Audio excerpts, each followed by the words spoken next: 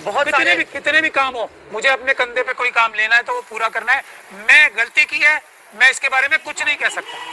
मैं जितना अपने आप में नदामत कर रहा हूँ शायद मैं बता नहीं सकता लोग। इसका मतलब आपके दिल में ये हो रहा है कि शायद अगर मैं कोई एक कोशिश तो करता, हाँ, इसलिए मैं अपने आप को माफ भी नहीं कर पाऊंगा इसके लिए।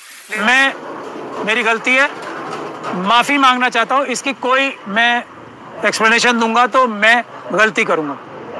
बस एक्सप्लेनेशन यही है कि मुझे उस रात फोन नहीं आया।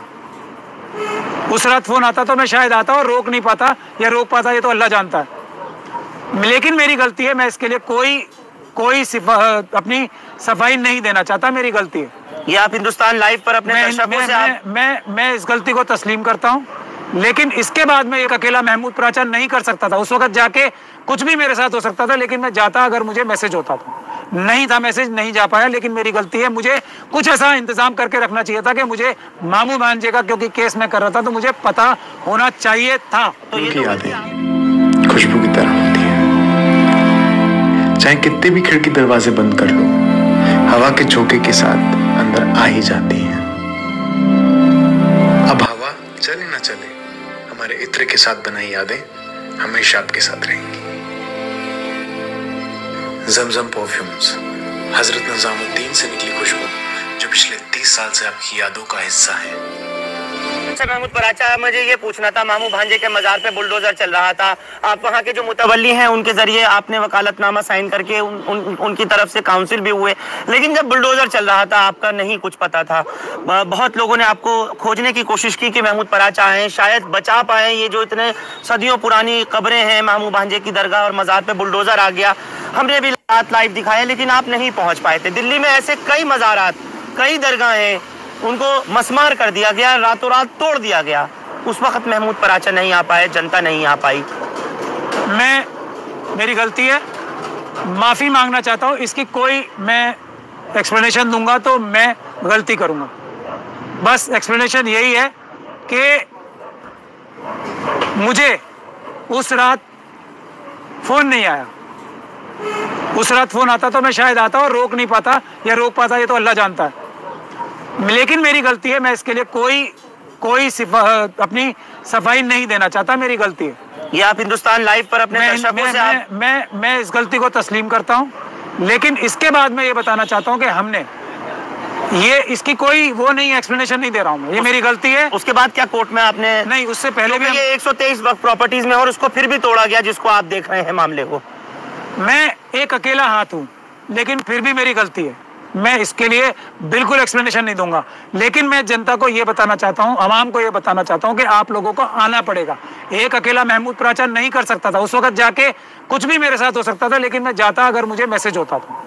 नहीं था मैसेज, नहीं जा पाया, लेकिन मेरी गलती है। मुझे कुछ ऐसा इंतजाम करके रखना चाहिए था कि मुझे मामू भांजे का, क्योंकि केस में कर रहा था तो मुझे पता होना चाहिए था। तो ये तो गलती आपकी कम आपके उसकी ज्यादा है जो नहीं, मैं किसी क्योंकि मैं नहीं पहुंचा, ये मैं अपनी गलती मानता हूं, क्योंकि मैंने ऐसा सिस्टम नहीं बना पाया कि मुझे पता लगना चाहिए था। ये मेरी गलती है। मैं इसके लिए कोई एक्सप्लेनेशन देने की स्थिति में नहीं हूं। मैं माफी मांगता हूं और मैं कोशिश करूंगा आगे से ऐसा ना हो। मैं खुद अपना सिस्टम ऐसा बनाऊं कि मुझे रिपोर्ट मिलनी चाहिए, पहली बात। दूसरी बात, मैंने वहां केस डाला था, हमने कोर्ट से ऑर्डर लिया था कि पीडब्ल्यूडी कोई भी गैर कानूनी तरीके से वहां डिमोलिशन नहीं करेगी।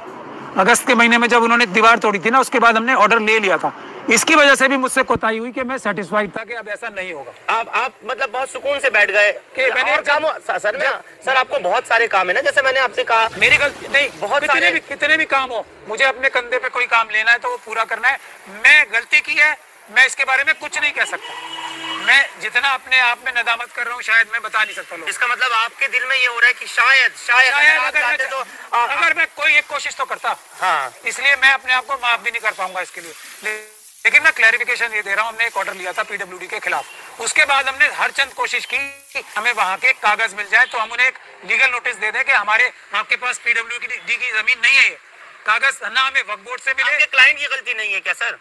क्लाइंट ने अपनी गलती मान ली। हजारों लोग आपको देख रहे हैं, सुन रहे हैं। देखिए, इसका मतलब महमूद पराचा इतना बड़ा आदमी है कि कोई गलती करे तो नहीं माने। नहीं, मैं कह रहा हूँ आपके क्लाइंट की गलती नहीं है क्या? मैं अपनी गलती बता रहा हूँ ना। अच्छा, क्लाइंट की भी गलती है। यहाँ बचा रहे हैं आप बचा रहे हैं उन्हें भी? नहीं, मैं बचा नहीं रहा हूँ। उन्होंने कोशिश की, जैसा उन्होंने मुझे बताया, वो 30,000 भी गए, सब जगह उन्होंने कोशिश की, उन्हें वो कागजात नहीं मिल पाए। वक्फ बोर्ड के ऑफिस में वो कागजात होते हैं, लेकिन मैं अभी वक्फ बोर्ड की भी गलती नहीं बताना चाहता हूँ, क्योंकि अभी मेरी गलती है।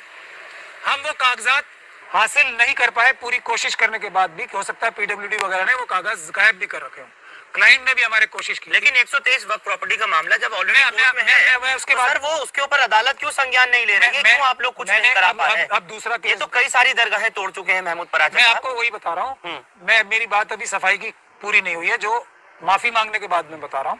वो उसके बाद हमने दूसरा केस डाल दिया मामू भांजे के लिए, और उसमें सेंट्रल गवर्नमेंट की जो काउंसिल थी, उन्होंने आके ये कहा, वहाँ पे नोटिस हो गया उनमें कि ये इसमें, और कोर्ट ने ये सीधा सीधा पूछा था, कोई रिटर्न में ऑर्डर नहीं है, लेकिन ये पूछा था, अगर रिटर्न का ऑर्डर भी मैं आपको दिखा दूंगा कि ये आप इसको अगर इन दो उसके कोर्ट के ऑर्डर के 123 के कोर्ट के ऑर्डर के बाद तोड़ रहे हैं, तो ये आपने कंटेम्प्ट किया।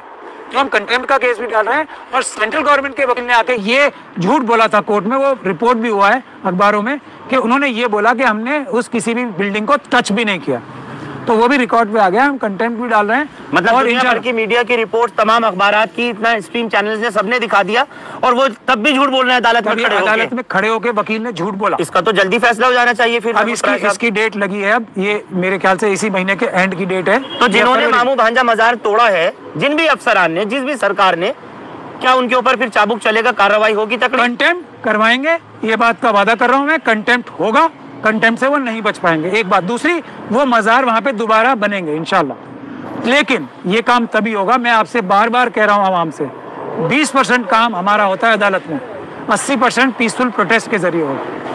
लोग बैठ सकते हैं स्कूटी बाइक पे, बेटा दो, केवल दो।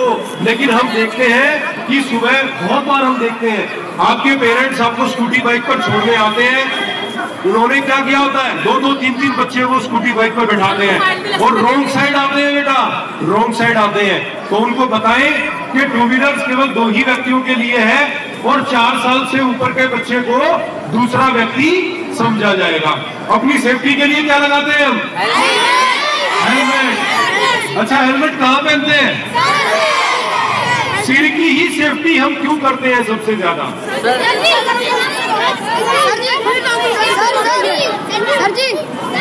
अच्छा बेटा, हैंड्स डाउन, हैंड्स डाउन। देखो, सिर की सेफ्टी हम इसलिए करते हैं क्योंकि हमारा ब्रेन कहाँ होता है? सिर में। अगर सिर में एक्सीडेंट के दौरान कोई चोट लगती है तो उसका सीधा असर हमारे ब्रेन पर होता है। तो इसीलिए सिर के बचाव के लिए हम पहनते हैं हेलमेट।